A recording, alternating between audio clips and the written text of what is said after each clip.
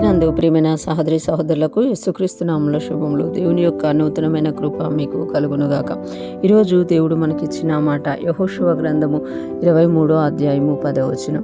మీ దేవుడైన యెహోవా మీకు ఇచ్చిన మాట చొప్పున తానే మీ కొరకు యుద్ధము చేయువాడు కనుక మీలో ఒకడు 1000 మందిని తరుమును. ఈ మాట మనము యెహోషువ గ్రంథంలో చూస్తున్నాము. యెహోషువ గ్రంథంలో యెహోషువ ఇశ్రాయేలుని బలపరుస్తూ ఎప్పుడైతే వాళ్ళు ఆ దేశాలని స్వాధీనపరుచుకున్నారో మరొకసారి వారిని బలపరుస్తూ ఈ మాటలు చెప్తున్నట్టుగా మనము చూడగలం. మీ దేవుడైన యెహోవా మీకు ఇచ్చిన మాట చొప్పున, అంటే మీ దేవుడు మీకు ఏదైతే మాట ఇచ్చారో, మోషే ద్వారా దేవుడు ఏదైతే మాట ఇచ్చారో అది నెరవేర్చుకుంటూ వచ్చారో అదే టైంలో యెహోషువని బలపరచు. యెహోషువ నాయకత్వంలో కూడా దేవుడు ఏ మాట అయితే సెలవిచ్చారో ఆ మాట నెరవేర్చుకుంటూ వచ్చారు కనుక ఇక్కడ అందుకే యెహోషువ మరొకసారి చెప్తున్నారు, మీ దేవుడైన యెహోవా మీకు ఇచ్చిన మాట చొప్పున. అంటే దేవుడు మాట ఇస్తే ఎంత ఖచ్చితంగా నెరవేరుస్తారో ఇశ్రాయేలీలు వాళ్ళ యొక్క అరణ్య యాత్రలో చూచారనమాట. అందుకే మళ్ళీ యెహోషువ ద్వారా దేవుడు సెలవిస్తున్నారు కదా,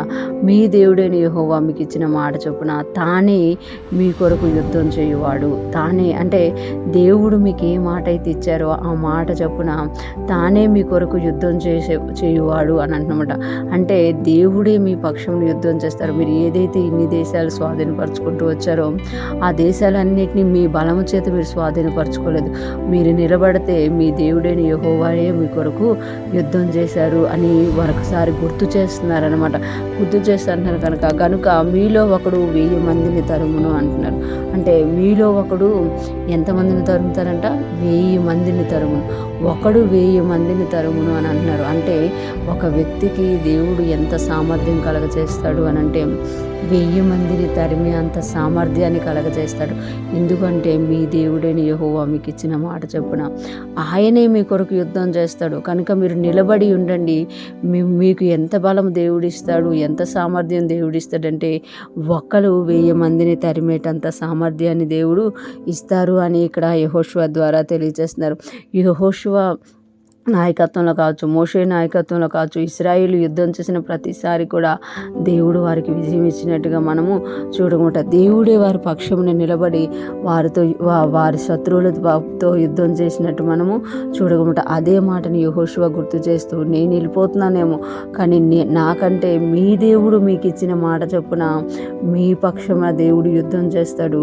మీరు ఒకడు 1000 మందిని తరుముతారు అని అన్నారు. అంత బలాన్ని సామర్థ్యము దేవుడు మీలో పుట్టిస్తాడు. మీరు ఎప్పుడైతే మీ దేవుడైన యెహోవాను ప్రేమిస్తారో మీకు ఈ సామర్థ్యం కలుగుతుంది. ఆయన సన్నిధిలో జాగ్రత్తగా ఉండండి అని యెహోషువ చెప్పినట్టుగా మనం చూడగలం. ఈరోజు ఫ్రెష్ మన్నా వింటున్న ప్రతి ఒక్కరు జ్ఞాపకం చేసుకోవాలి.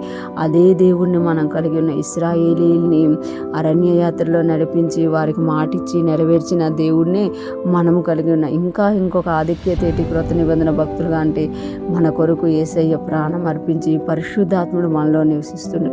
మనము కూడా మనకు దేవుడు ఏ మాట అయితే ఇచ్చారో ఆ మాట చొప్పున మన దేవుడు మన యుద్ధాలని చేసే దేవుడుగా ఉన్నారు. మన పక్షమున నిలబడి యుద్ధం చేసే దేవుడుగా ఉన్నారు. అంతేకాకుండా ఆయన మనల్ని ఒక్కరిని 1000 మందిని తరిమేటట్టుగా, అందుకే యెషయా గ్రంథం ఉంటుంది కదా, వారిలో ఒంటరి అయిన వాడు 1000 మంది యగును, ఎన్నిక లేని వాడు గొప్ప జనమగును. అలాగ దేవుడు మనల్ని చేస్తాడు. కనుక మనము ధైర్యం తెచ్చుకొని దేవుని సన్నిధిలో నిలబడి అతన్ని ప్రేమిస్తూ జాగ్రత్తగా ఆయన మాట గైకొని అట్లా మన చుట్టూ ఉన్న ప్రతి పరిస్థితిలోనూ పోరాటంలోనూ మనము గొప్ప విజయాన్ని చూడబోతున్నాము. అందుని బట్టి దేవునికే మహిమ కలుగును గాక.